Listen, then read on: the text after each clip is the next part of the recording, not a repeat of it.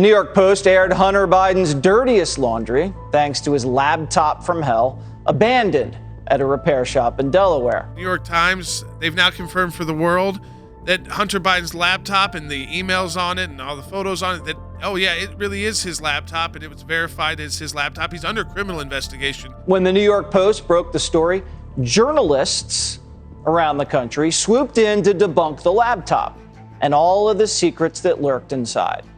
They labeled it Russian disinformation, fake news. They were telling us that this was all smoke and mirrors. There was nothing to it. And of course, the media went along with them. Anyone that reported on the laptop or its contents was spreading disinformation, and they were censored. They even kicked the Post off Twitter, the country's oldest newspaper. They conspired and they lied. 50 former U.S. intelligence officials saying, don't look at that 3 weeks before the election. We don't want you looking at Hunter Biden's laptop because that's a little Russian disinformation. There wasn't a single piece of evidence to suggest it was Russian disinformation. They made it up, and every single person that signed that letter needs to be hauled in front of the Senate, hopefully when Republicans take over, and answer the question, why did you manipulate intelligence 3 weeks before an election for partisan gain? The Media Research Center found that as many as 50% of all Biden voters had never even heard of the Hunter Biden laptop story, and almost 10% said they would not have voted for Joe Biden had they known about it. When our intelligence agencies and the Department of Justice are partisan actors who seek to do partisan activities during campaigns and presidential elections, this is a crisis. Yeah. This is how governments and great institutions collapse. Confirmation hearings kicking off today for Judge Ketanji Brown Jackson. Republicans promising to ask tough questions, but say they won't turn the hearing into a smear campaign like Democrats have. She has worked on behalf of the abortion industry in private practice before she was a judge, but she said this: few American citizens who seek to exercise constitutionally protected rights must run a gauntlet through a hostile, noisy crowd of in-your-face protesters.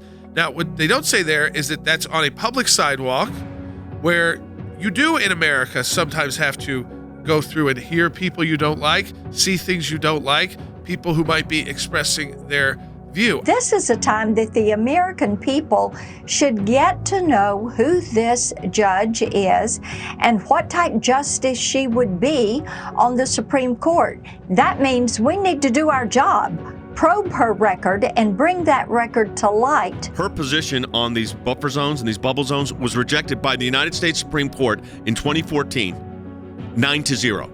So the position she advocated was to the left of Justice Ginsburg. I asked her about her judicial philosophy. She declined to give a concrete answer. When I visited with her privately, she didn't have an answer on her judicial philosophy. Those are answers that she needs to give the committee, the entire Senate, and she also needs to give those answers to the American people. Maybe it wasn't an accident that when asked about name your fundamental rights, she didn't say the First Amendment freedom of speech.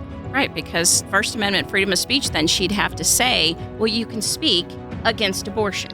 And like you said, there's abortion distortion. You can speak about pretty much anything you want to speak about, but don't speak up about protecting the life of an unborn baby. And that's why she wouldn't want to admit that.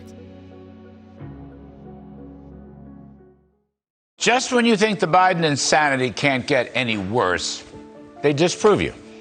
Now comes Iran. The Biden administration offering $1 million out to organizations who want to help delegitimize the state of Israel, to accuse Israel of atrocities. That means war crimes. To have the Ayatollahs have nuclear weapons is the most dangerous development on the world scene that we could possibly imagine. But that's exactly where this deal is leading. They are utilizing the State Department's Bureau of Democracy, Human Rights, and Labor to solicit, so ask nonprofit groups to apply for grants up to $900,000, almost $1 million in grants, to, quote, strengthen accountability and human rights in Israel and the West Bank and Gaza. Israel, our number one ally in the region, and other countries in the region are screaming at the top of their lungs, this is not a good deal. What's the goal of all of this? Why do this? What's the purpose?